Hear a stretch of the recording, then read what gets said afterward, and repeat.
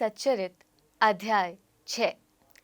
रामनवमी उत्सव, मस्जिद का जीर्णोद्धार, गुरु के कर स्पर्श की महिमा, चंदन समारोह, उर्स और रामनवमी का समन्वय, मस्जिद का जीर्णोद्धार।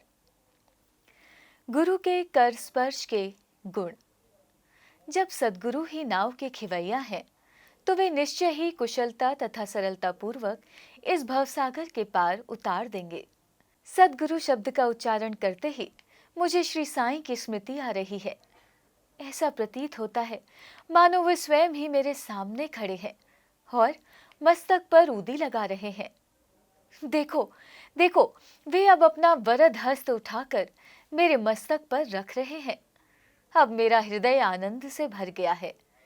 मेरे नेत्रों से प्रेमाश्रु बह रहे हैं।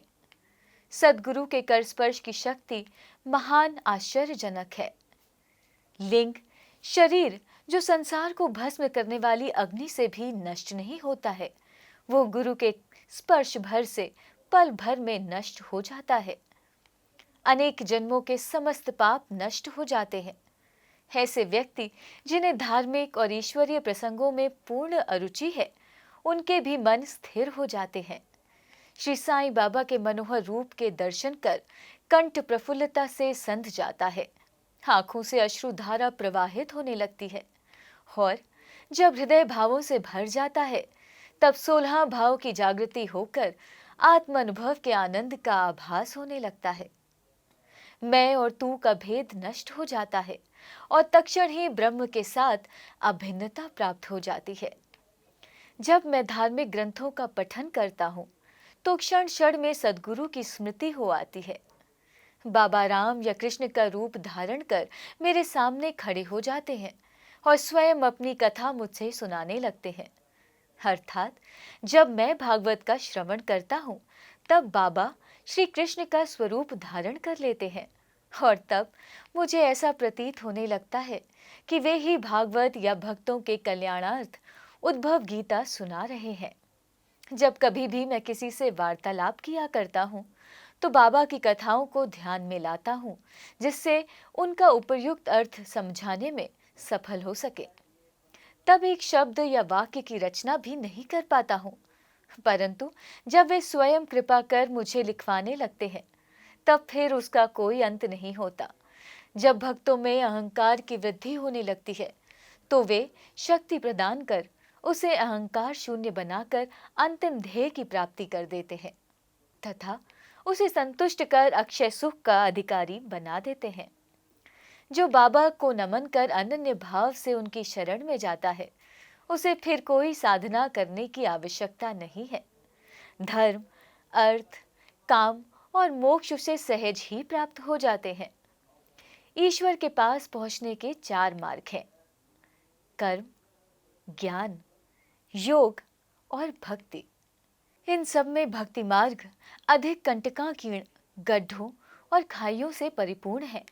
यदि सद्गुरु पर विश्वास करो और खाइयों से बचो और पदानुक्रमण करते हुए सीधे अग्रसर होते जाओगे, तो तुम अपने ध्येय अर्थात ईश्वर तक आसानी से पहुंच जाओगे। श्री साईं बाबा ने निश्चयात्मक स्वर में कहा कि स्वयं ब्रह्म और उनकी विश्व को उत्पत्ति, रक्षण और लय करने आदि की भिन्न भिन्न शक्तियों के पृथकत्व में भी एकत्व है। इसे ही ग्रंथकारों ने दर्शाया है। भक्तों के कल्याणार्थ श्री साईं बाबा ने स्वयं जिन वचनों से आश्वासन दिया था, उनको नीचे उद्धृत किया जाता है। मेरे भक्तों के घर अन्न तथा वस्त्रों का कभी अभाव नहीं होगा। यह मेरा वैशिष्ट्य है कि जो भक्त मेरी शरण आ जाते हैं और अंतःकरण से मेरे उपासक हैं, उनके कल्याणार्थ मैं सदैव चिंतित रहता हूँ। ये मेरा वैशिष्ट्य है कि जो भक्त मेरी शरण में आ जाते हैं और अंतःकरण से मेरे उपासक हैं, उनके कल्याणार्थ मैं सदैव चिंतित रहता हूँ। कृष्ण भगवान ने भी गीता में यही समझाया है। इसलिए भोजन तथा वस्त्र के लिए अधिक चिंता ना करो। यदि कुछ मांगने की अभिलाषा है, तो ईश्वर को ही मांगो। सांसारिक मान व उपाधियां त्याग कर ईश कृपा तथा अभयदान प्राप्त करो और उन्हीं के द्वारा सम्मानित हो। सांसारिक साधनों से कुपुतगामी मत बनो। अपने इष्ट को दृढ़ता से पकड़े रहो। समस्त इंद्रियों और मन को ईश्वर चिंतन में प्रवृत्त रखो। किसी पदार्थ से आकर्षित ना हो। सदैव मेरे स्मरण में मन को लगाए रखो, ताकि वो देह, संपत्ति व ऐश्वर्य की ओर प्रवृत्त ना हो। तब चित्त स्थिर, शांत व निर्भय हो जाएगा। इस प्रकार की मन स्थिति प्राप्त होना इस बात का प्रतीक है कि वो सुसंगति में है। यदि चित्त की चंचलता नष्ट ना हुई तो उसे एकाग्र नहीं किया जा सकता। बाबा के इन शब्दों को उद्धृत कर ग्रंथकार शिरडी के रामनवमी उत्सव का वर्णन करता है। शिरडी में मनाए जाने वाले उत्सवों में रामनवमी अधिक धूमधाम से मनाई जाती है। अतएव इस उत्सव का पूर्ण विवरण, जैसा कि साईं लीला पत्रिका 1125 के पृष्ठ 197 पर प्रकाशित हुआ है, यहाँ संक्षेप में दिया जाता है। प्रारंभ कोपरगांव में श्री गोपालराव गुंड नाम के एक इंस्पेक्टर थे। वे बाबा के परम भक्त थे। उनकी 3 स्त्रियां थीं, परंतु एक के भी संतान न थी। श्री साईं बाबा की कृपा से उन्हें एक पुत्र रत्न की प्राप्ति हुई। इस हर्ष के उपलक्ष्य में सन 1897 में उन्हें विचार आया कि शिरडी में मेला अथवा उर्स भरवाना चाहिए। उन्होंने यह विचार शिरडी के अन्य भक्त तात्या पाटिल, दादा कोटे पाटिल और माधवराव के समक्ष विचारणार्थ प्रकट किया। उन सभी को यह विचार अति रुचिकर प्रतीत हुआ तथा उन्हें बाबा की भी स्वीकृति और आश्वासन प्राप्त हो गया। उस भरने के लिए सरकारी आज्ञा आवश्यक थी, इसलिए एक प्रार्थना पत्र कलेक्टर के पास भेजा गया, परंतु ग्राम कुलकर्णी के आपत्ति उठाने के कारण स्वीकृति प्राप्त ना हो सकी। परंतु बाबा का आश्वासन तो प्राप्त हो ही चुका था, अतः पुनः प्रयत्न करने पर स्वीकृति प्राप्त हो गई। बाबा की अनुमति से रामनवमी के दिन उर्स भरना निश्चित हुआ। ऐसा प्रतीत होता है कि कुछ निष्कर्ष ध्यान में ही रखकर उन्होंने ऐसी आज्ञा दी, अर्थात उर्स व रामनवमी के उत्सव का एकीकरण तथा हिंदू मुस्लिम एकता, जो भविष्य की घटनाओं से ही स्पष्ट है कि ये ध्येय पूर्ण सफल हुआ। प्रथम बाधा तो किसी प्रकार हल हुई। अब द्वितीय कठिनाई जल के अभाव की उपस्थित हुई। शिरडी तो एक छोटा सा ग्राम था और पूर्व काल में ही वहां जल का अभाव बना रहता था। गांव में केवल 2 कुएं थे, जिनमें से एक तो प्रायः सूख जाया करता था और दूसरे का पानी खारा था। बाबा ने उसमें फूल डालकर उसके खारे जल को मीठा बना दिया, लेकिन कुएं का जल कितने लोगों को पर्याप्त हो सकता था। इसलिए तात्या पाटिल ने बाहर से जल मंगवाने का प्रबंध किया। लकड़ी व बांसों की कच्ची दुकानें बनाई गईं तथा कुश्तियों का भी आयोजन किया गया। गोपालराव गुंड के एक मित्र दामू अण्णा कासार अहमदनगर में रहते थे। वे भी संतानहीन होने के कारण दुखी थे। श्री साईं बाबा की कृपा से उन्हें भी एक पुत्र रत्न की प्राप्ति हुई थी। श्री गुंड ने उनसे एक ध्वज देने को कहा। एक ध्वज जागीरदार श्री नाना साहेब निमोड़कर ने भी दिया। ये दोनों ध्वज बड़े समारोह के साथ गांव में से निकाले गए और अंत में उन्हें मस्जिद, जिसे बाबा द्वारका माई के नाम से पुकारते थे, उसके कोनों पर फहरा दिया गया। ये कार्यक्रम अभी भी पूर्ववत ही चल रहा है। चंदन समारोह इस मेले में एक अन्य कार्यक्रम का भी श्री गणेश हुआ, जो चंदनोत्सव के नाम से प्रसिद्ध है। ये कोरहल के एक मुस्लिम भक्त श्री अमीर शक्कर दलाल के मस्तिष्क की सूझ थी। प्रायः इस प्रकार का उत्सव सिद्ध मुस्लिम संतों के सम्मान में ही किया जाता था। बहुत सा चंदन घिसकर और बहुत सी चंदन धूप थालियों में भरी जाती है तथा लोबान जलाते हैं और अंत में उन्हें मस्जिद में पहुंचाकर जुलूस समाप्त हो जाता है। थालियों का चंदन और धूप नीम पर और मस्जिद की दीवारों पर डाल दिया जाता है। इस उत्सव का प्रबंध प्रथम 3 वर्षों तक श्री अमीर शक्कर ने किया और उनके पश्चात उनकी धर्मपत्नी ने किया। इस प्रकार हिंदुओं द्वारा ध्वज व मुसलमानों के द्वारा चंदन का जुलूस एक साथ चलने लगा और अभी तक उसी तरह चल रहा है। प्रबंध। रामनवमी का दिन श्री साईं बाबा के भक्तों को अत्यंत ही प्रिय और पवित्र है। कार्य करने के लिए बहुत से स्वयंसेवक तैयार हो जाते थे और वे मेले के प्रबंध में सक्रिय भाग लेते थे। बाहर के समस्त कार्यों का भार तात्या पाटिल और भीतर के कार्यों को श्री साईं बाबा के एक परम भक्त महिला राधा कृष्णमाई संभालती थी। इस अवसर पर उनका निवास स्थान अतिथियों से परिपूर्ण रहता और उन्हें सब लोगों की आवश्यकताओं का भी ध्यान रखना पड़ता था। साथ ही वे मेले की समस्त आवश्यक वस्तुओं का भी प्रबंध करती थी। दूसरा कार्य जो वे स्वयं खुशी से किया करती थी वो था मस्जिद की सफाई करना, चूना पोतना आदि। मस्जिद की दीवारें व फर्श निरंतर धूनी जलने के कारण काली पड़ गई थी। जब रात्रि को बाबा चावड़ी में विश्राम करने चले जाते तब वो ये कार्य कर लिया करती थी। समस्त वस्तुएं धूनी सहित बाहर निकालती और सफाई व पुताई हो जाने के पश्चात पूर्व व्रत सजा दी जाती थी। बाबा का अत्यंत प्रिय कार्य गरीबों को भोजन कराना भी इस कार्यक्रम का एक अंग था। इस कार्य के लिए वृहद भोज का आयोजन किया जाता था और अनेक प्रकार की मिठाइयां बनाई जाती थीं। ये सब कार्य राधा कृष्ण माई के निवास स्थान पर ही होता था। बहुत से धनाढ्य व श्रीमंत भक्त इस कार्य में आर्थिक सहायता पहुंचाते थे। उर्स का रामनवमी त्योहार में समन्वय। सब कार्यक्रम इसी तरह उत्तम प्रकार से चलता रहा और मेले का महत्व शनैः शनैः बढ़ता ही गया। सन 1911 में एक परिवर्तन हुआ। एक भक्त कृष्णराव जोगेश्वर भीष्म अमरावती के दादा साहेब खापर्डे के साथ मेले के एक दिन पूर्व शिरडी के दीक्षित वाड़े में ठहरे। जब वे दालान में लेटे हुए विश्राम कर रहे थे तब उन्हें एक कल्पना सूझी। इसी समय श्री लक्ष्मण राव उपनाम काका महाजनी पूजन सामग्री लेकर मस्जिद की ओर जा रहे थे। उन दोनों में विचार विनिमय होने लगा और उन्होंने सोचा कि शिरडी में उर्स व मेला ठीक रामनवमी के दिन ही भरता है। इसमें अवश्य ही कोई गुण रहस्य निहित है। रामनवमी का दिन हिंदुओं को बहुत ही प्रिय है। कितना अच्छा हो यदि रामनवमी उत्सव अर्थात श्री राम का जन्म दिवस का भी श्री गणेश कर दिया जाए। काका महाजनी को यह विचार रुचिकर प्रतीत हुआ।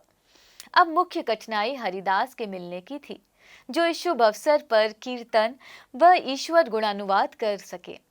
परंतु भीष्म ने इस समस्या को हल कर दिया। उन्होंने कहा कि मेरा स्वरचित राम आख्यान जिसमें राम जन्म का वर्णन है तैयार हो चुका है। मैं उसका ही कीर्तन करूंगा और तुम हारमोनियम पर साथ देना तथा राधा कृष्ण माई सुंठवंडा, सोंठ और शक्कर मिश्रित चूर्ण तैयार कर देंगी। तब वे दोनों शीघ्र ही बाबा की स्वीकृति प्राप्त करने हेतु मस्जिद को गए। बाबा तो अंतर्यामी थे, उन्हें तो सब ज्ञात था कि वाड़े में क्या क्या हो रहा है। बाबा ने महाजनी से प्रश्न किया कि वहां क्या चल रहा था। इस आकस्मिक प्रश्न से महाजनी घबरा गए और बाबा के शब्दों का अभिप्राय न समझ सकने के कारण वे स्तब्ध होकर खड़े रह गए। तब बाबा ने भीष्म से पूछा कि क्या बात है। भीष्म ने रामनवमी उत्सव मनाने का विचार बाबा के समक्ष प्रस्तुत किया तथा स्वीकृति देने की प्रार्थना की। बाबा ने भी सहर्ष अनुमति दे दी। सभी भक्त हर्षित हुए और राम जन्मोत्सव मनाने की तैयारियां करने लगे। दूसरे दिन रंग बिरंगी झंडियों से मस्जिद सजा दी गई।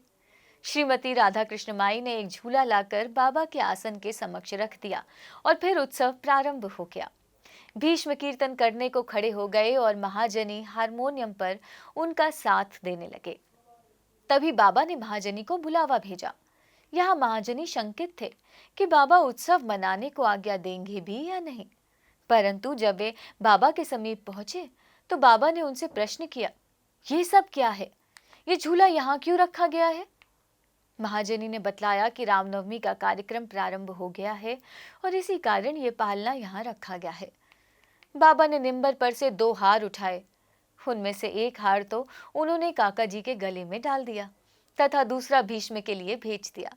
अब कीर्तन प्रारंभ हो चुका था। कीर्तन समाप्त हुआ तब श्री राजा राम की उच्च स्वर से जय जयकार हुई। कीर्तन के स्थान पर गुलाल की वर्षा की गई। जब हर कोई प्रसन्नता से झूम रहा था तब अचानक ही एक गरजती हुई ध्वनि उनके कानों पर पड़ी। वस्तुतः जिस समय गुलाल की वर्षा हो रही थी तो उसके कुछ कण अनायास ही बाबा की आंख में चले गए। तब बाबा एकदम क्रुद्ध होकर उच्च स्वर में अपशब्द कहने व कोसने लगे। ये दृश्य देखकर सब लोग भयभीत होकर सटपटाने लगे। बाबा के बर्ताव से भली भांति परिचित अंतरंग भी भला इन अपशब्दों को कब बुरा मानने वाले थे। बाबा के इन शब्दों तथा वाक्यों को उन्होंने आशीर्वाद समझा। उन्होंने सोचा कि आज राम का जन्मदिन है, अतः रावण का नाश, अहंकार एवं दुष्ट प्रवृत्ति रूपी राक्षसों के लिए संहार के लिए बाबा को क्रोध उत्पन्न होना सर्वथा उचित ही है। इसके साथ साथ उन्हें यह विदित था कि जब कभी भी शिरडी कोई नवीन कार्यक्रम रचा जाता है, तब बाबा इसी प्रकार कुपित हो ही जाया करते थे। इसलिए वे सब स्तब्ध होकर रहे। इधर राधा कृष्ण माई भी भयभीत थीं कि कहीं बाबा झूला ना तोड़ फोड़ डाले, इसलिए उन्होंने काका महाजनी से झूला हटाने के लिए कहा, परंतु बाबा ने उन्हें ऐसा करने से रोका। कुछ समय के पश्चात बाबा शांत हो गए और उसी दिन की महापूजा और आरती का कार्यक्रम समाप्त हो गया। उसके बाद काका महाजनी ने बाबा से झूला उतारने की अनुमति मांगी, परंतु बाबा ने अस्वीकृत करते हुए कहा कि अभी उत्सव संपूर्ण नहीं हुआ है। अगले दिन गोपाल काला उत्सव मनाया गया, जिसके पश्चात बाबा ने झूला उतारने की आज्ञा दे दी। उत्सव में दही मिश्रित पोहा एक मिट्टी के बर्तन में लटका दिया जाता है और कीर्तन समाप्त होने पर वो बर्तन फोड़ दिया जाता है और प्रसाद के रूप में वह पोहा सबको वितरित कर दिया जाता है, जिस प्रकार श्री कृष्ण ने ग्वालों के साथ किया था। रामनवमी उत्सव इसी तरह दिन भर चलता रहा। दिन के समय में 2 ध्वजों और जुलूस और रात्रि के समय चंदन का जुलूस बड़ी धूमधाम और समारोह के साथ निकाला गया। इस समय के पश्चात ही उर्स रामनवमी में परिवर्तित हो गया। अगले वर्ष सन 1912 में रामनवमी के कार्यक्रमों की सूची में वृद्धि होने लगी। श्रीमती राधा कृष्ण माई ने चैत्र की प्रतिपदा से नाम सप्ताह प्रारंभ कर दिया। लगातार दिन रात 7 दिन तक भगवत नाम लेना नाम सप्ताह कहलाता है। सब भक्त बारी से भाग लेते थे। वे भी प्रातःकाल सम्मिलित हो जाया करती थीं। देश के सभी भागों में रामनवमी का उत्सव मनाया जाता है, इसलिए अगले वर्ष हरिदास के मिलने की कठिनाई पुनः उपस्थित हुई, परंतु उत्सव के पूर्व ही ये समस्या हल हो गई। 5-6 दिन पूर्व श्री महाजनी की बाला बुआ से अकस्मात भेंट हो गई। बुआ साहेब आधुनिक तुकाराम के नाम से प्रसिद्ध थे और इस वर्ष कीर्तन का कार्य उन्हें ही सौंपा गया। अगले वर्ष सन 1913 में श्री हरिदास सातारा जिले के बाला बुआ सातारकर ब्रह्मसिद्ध कवटे ग्राम में प्लेग का प्रकोप होने के कारण अपने गांव में हरिदास का कार्य नहीं कर सकते थे। इस वर्ष वे शिरडी आए। काका साहेब दीक्षित ने उनके कीर्तन के लिए बाबा से अनुमति प्राप्त की। बाबा ने भी उन्हें यथेष्ट पुरस्कार दिया। सन 1914 से हरिदास की कठिनाई बाबा ने सदैव के लिए हल कर दी। उन्होंने यह कार्य स्थायी रूप से दासगढ़ू महाराज को सौंप दिया। तब से वे इस कार्य को उत्तम रीति से सफलता और विद्वता पूर्वक पूर्ण लगन से निभाते रहे। सन 1912 से उत्सव के अवसर पर लोगों की संख्या में उत्तरोत्तर वृद्धि होने लगी। चैत्र शुक्ल अष्टमी से द्वादशी तक शिरडी में लोगों की संख्या में इतनी अधिक वृद्धि हो जाया करती थी, मानो मधुमक्खी का छत्ता ही लगा हो। दुकानों की संख्या में वृद्धि हो गई। प्रसिद्ध पहलवानों की कुश्तियां होने लगी। गरीबों को वृहद स्तर पर भोजन कराया जाने लगा। राधा कृष्ण माई के घोर परिश्रम के फलस्वरूप शिरडी को संस्थान का रूप मिला। संपत्ति भी दिन प्रतिदिन बढ़ने लगी। एक सुंदर घोड़ा, पालकी, रथ और चांदी के अन्य वस्तु, बर्तन, पात्र, शीशे इत्यादि भक्तों ने उपहार में भेंट किए। उत्सव के अवसर पर हाथी भी बुलाया जाता था। यद्यपि संपत्ति बहुत बढ़ी, परंतु बाबा उन सब से सदा निरपेक्ष ही रहते थे। वे सदैव उसे अपेक्षा की दृष्टि से देखते और सदैव की भांति ही साधारण वेशभूषा धारण करते थे। ये ध्यान देने योग्य है कि जुलूस तथा उत्सव में हिंदू और मुसलमान दोनों ही साथ साथ कार्य करते थे, परंतु आज तक न उनमें कोई विवाद हुआ और न ही कोई मतभेद ही। पहले पहल तो लोगों की संख्या 5000 से 7000 के लगभग ही होती थी, परंतु किसी किसी वर्ष तो ये संख्या 75000 तक पहुंच जाती थी। फिर भी न कभी कोई बीमारी फैली और न ही कोई दंगा हुआ। मस्जिद का जीर्णोद्धार। जिस प्रकार उर्स या मेला लगाने का विचार प्रथमतः श्री गोपाल गुंड को आया था, उसी प्रकार मस्जिद के जीर्णोद्धार का विचार भी प्रथमतः उन्हें ही आया। उन्होंने इस कार्य के निमित्त पत्थर एकत्रित कर उन्हें वर्गाकार करवाया, परंतु इस कार्य का श्रेय उन्हें प्राप्त नहीं होना था, यह सूरज तो नाना साहिब चांदोरकर के लिए ही सुरक्षित था और फर्श का कार्य काका साहेब दीक्षित के लिए। प्रारंभ में बाबा ने इन कार्यों के लिए स्वीकृति नहीं दी, परंतु स्थानीय भक्त मलसापति के आग्रह करने से बाबा की स्वीकृति प्राप्त हो गई और एक रात में ही मस्जिद का पूरा फर्श बना गया। अभी तक बाबा एक टाट के टुकड़े पर ही बैठते थे। अब उस टाट के टुकड़े को वहां से हटाकर उसके स्थान पर एक छोटी सी गद्दी बिछा दी गई। सन 1911 में सभा मंडप भी घोर परिश्रम के उपरांत ठीक हो गया। मस्जिद का आंगन बहुत छोटा तथा असुविधाजनक था। काका साहेब दीक्षित आंगन को बढ़ाकर उसके ऊपर छप्पर बनवाना चाहते थे। यथेष्ट द्रव्य राशि व्यय कर उन्होंने लोहे के खंभे, बल्लियां व कैचियां मोल ली और कार्य भी प्रारंभ हो गया। दिन रात परिश्रम कर भक्तों ने लोहे के खंभे जमीन में गाड़ दिए। जब दूसरे दिन बाबा चावड़ी से लौटे, उन्होंने उन खंभों को उखाड़कर फेंक दिया और अति क्रोधित हो गए। वे एक हाथ से खंभा पकड़कर उसे उखाड़ने लगे और दूसरे हाथ से उन्होंने तात्या का साफा उतार लिया और उसमें आग लगाकर गड्ढे में फेंक दिया। बाबा के नेत्र जलते हुए अंगारे की तरह सदृश लाल हो गए। किसी को भी उनकी ओर आंख उठाकर देखने का साहस नहीं होता था। सभी बुरी तरह भयभीत होकर विचलित होने लगे कि अब क्या होगा। भागोजी शिंदे, बाबा के एक कोढ़ी भक्त, कुछ साहस कर आगे बढ़े, पर बाबा ने उन्हें धक्का देकर पीछे ढकेल दिया। माधवराव की भी वही गति हुई। बाबा उनके ऊपर भी ईंट के ढेले फेंकने लगे। जो भी उन्हें शांत करने गया उसकी वही दशा हुई। कुछ समय के पश्चात क्रोध शांत होने पर बाबा ने एक दुकानदार को बुलाया और एक जरीदार साफा खरीद कर अपने हाथों से उसे तात्या के सिर पर बांधने लगे, जैसे उन्हें विशेष सम्मान दिया गया हो। यह विचित्र व्यवहार देखकर भक्तों को आश्चर्य हुआ। वे समझ ही नहीं पा रहे थे कि किस अज्ञात कारण से बाबा इतने क्रोधित हुए। उन्होंने तात्या को क्यों पीटा और तत्क्षण ही उनका क्रोध क्यों शांत हो गया। बाबा कभी कभी अति गंभीर तथा शांत मुद्रा में रहते थे और बड़े प्रेम पूर्वक वार्तालाप किया करते थे, परंतु अनायास ही बिना किसी गोचर कारण के वे क्रोधित हो जाया करते थे। ऐसी घटनाएं देखने में आ चुकी हैं, परंतु मैं इसका निर्णय नहीं कर सकता कि उनमें से कौन सी लिखें और कौन सी छोड़ें। अतः जिस क्रम में वे याद आती जाएंगी उसी प्रकार उनका वर्णन किया जाएगा। अगले अध्याय में बाबा यवन हैं या हिंदू, इसका विवेचन किया जाएगा तथा योग साधन, शक्ति और विषयों पर भी विचार किया जाएगा। श्री सद्गुरु साईनाथ अर्पणमस्तु। शुभम भवतु।